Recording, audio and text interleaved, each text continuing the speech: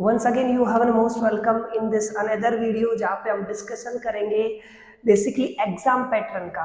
हम हरियाणा बोर्ड की class 12th के फिजिक्स सब्जेक्ट के एग्जाम पैटर्न के बारे में आज हम डिस्कशन करेंगे, जहाँ पे हम देखेंगे बेसिकली किस तरीके से आपके मार्क्स डिस्ट्रीब्यूशन है एग्जाम के पॉइंट ऑफ व्यू से, है ना, और किस तरीके से आपका पेपर आता है, कितने उसमें सेक्शंस होते हैं, कितने क्वेश्चंस कहाँ कहाँ से उठ के आते हैं, कितने कितने वो मार्क्स कैरी करते हैं। अगर मैं हरियाणा बोर्ड की बात करूँ और क्लास 12th की बात करूँ, जैसे मैंने पीछे लिखा हुआ है, बेसिकली हमारे सिलेबस में टोटल 10 चैप्टर है, ठीक है, जिसमें से आपके टोटल 10 चैप्टर फिजिक्स में लास्ट का जो चैप्टर नंबर 10 है आपका, that is called communication devices, ये आपके सिलेबस में नहीं है।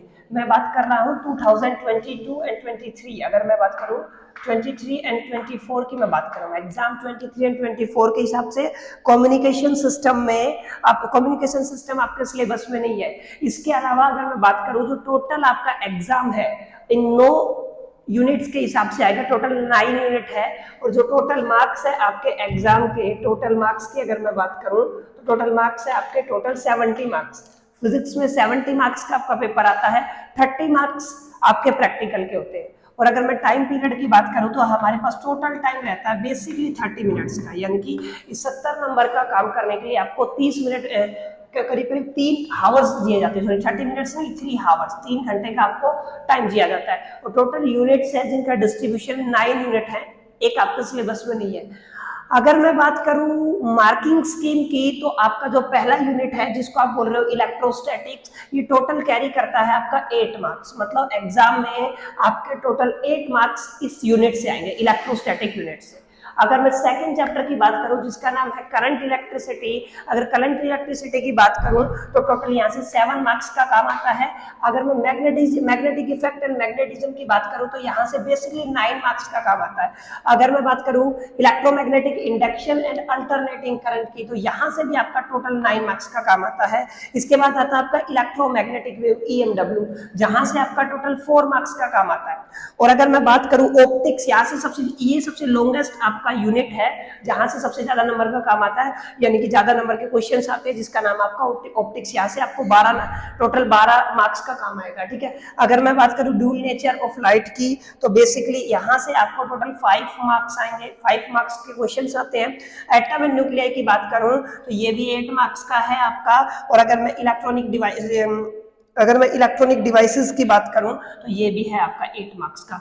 अगर हम इनको टोटल करते हैं तो होते हैं आपके 70 मार्क्स, यानी कि फर्स्ट जो यूनिट है आपका इलेक्ट्रोस्टैटिक्स हरियाणा बोर्ड के हिसाब से वो 8 मार्क्स का आता है, करंट इलेक्ट्रिसिटी है वो 7 मार्क्स का, magnetic effect and magnetism 9 marks का होता है, और EMI electromagnetic induction and AC alternating current 9 marks का है। और अगर EMW की बात करूं 4 मार्क्स का, सबसे छोटा यूनिट है ये 4 मार्क्स का। और अगर मैं सबसे बड़े यूनिट की बात करूं फिजिक्स में +2 हरियाणा बोर्ड में, तो वो है आपका ऑप्टिक्स, जो कितने मार्क्स का, टोटल 12 मार्क्स का। Dual nature of matter radiation 5 marks का है, atom and nuclei 8 marks, electronic devices आपके 8 मार्क्स। और इस तरीके से आपका जो टोटल पैटर्न सेट होता है पेपर का, 9 यूनिट से होता है, और टोटल आपका 70 मार्क्स का एग्जाम आता है।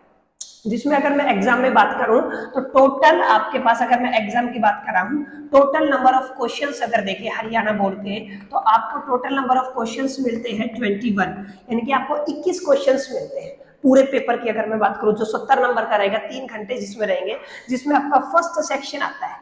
अगर मैं सेक्शन की तरह इसको डिवाइड करूं तो फर्स्ट सेक्शन ए, अगर आप इसको कह सकते हैं, जिसको आप बोलते हो कंप्लीट क्वेश्चन नंबर ए, यानी कि क्वेश्चन नंबर 1। इस क्वेश्चन नंबर 1 में आपको सब पार्ट्स मिलेंगे।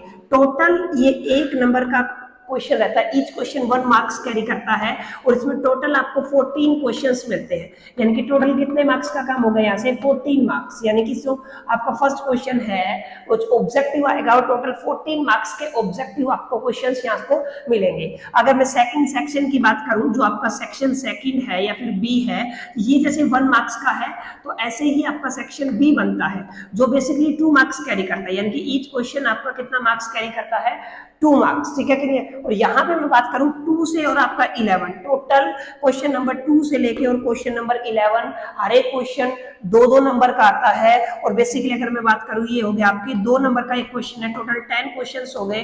तो यहाँ से आपको जो सेक्शन बी में काम रहेगा टोटल 20 मार्क्स का रहेगा।